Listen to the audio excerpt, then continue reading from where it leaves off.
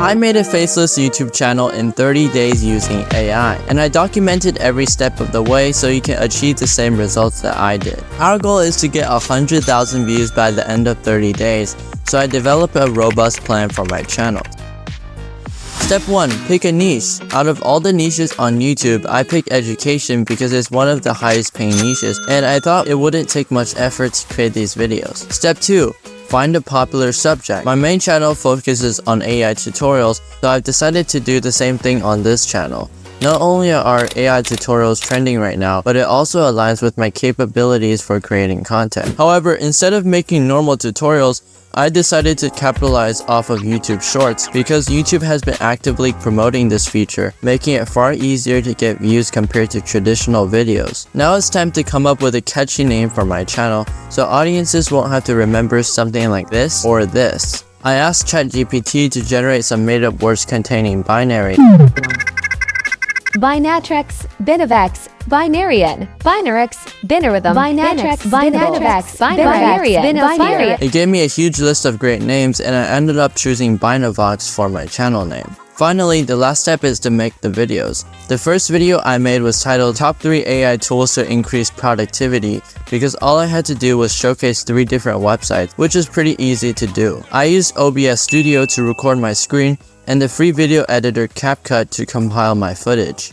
To achieve a professional voiceover for my video, I faced the challenge of not having a studio microphone and also being too lazy to record everything myself. However, I discovered a solution by using ElevenLabs AI voice cloning tool, which read the video script for me. And the results are truly mind-blowing. Now I have everything set up, I just needed to do some hardcore editing in CapCut to boost the retention rate to 1000% and get myself 200,000 billion views overnight. It took about an hour to edit this video, and to be honest, it's not too bad considering it's my first time using this video editor. So I uploaded my video to YouTube, and now it's time to make an extremely catchy title that would absolutely shatter the YouTube algorithm. It's okay, I guess. With the title finalized, we need to apply some SEO strategies on our video so people have higher chances of finding it.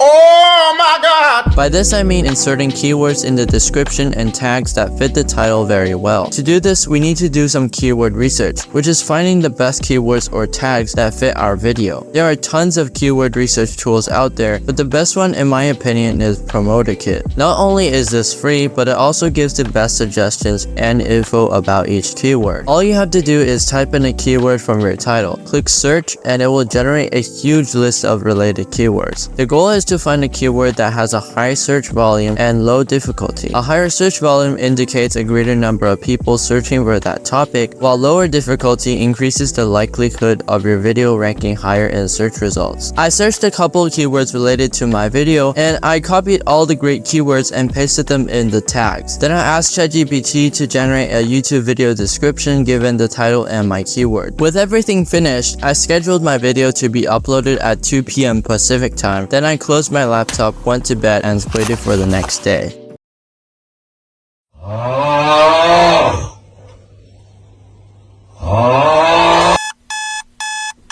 I opened YouTube Studio excited to see the results, and to be honest, it didn't go viral overnight. But that's okay because it could have gone worse. So for the next 14 days, I uploaded 13 videos and I was determined to make this work. On day 14, the channel had 6 subscribers, 23.8 hours of watch time, and 3.9k views, which is far from my goal of 100,000 views. I feel like I need to put more effort into my videos, but at the same time, I'm experiencing burnout because I'm running out of ideas and also getting tired of making these tutorials. So I took a short break of 10 days and I came back ready to start pumping out videos. However, I didn't want to continue with the approach that I had before. Instead, I went looking for other ideas to make shorts, and I stumbled upon this video that showed me a way to potentially go viral with YouTube Shorts using AI.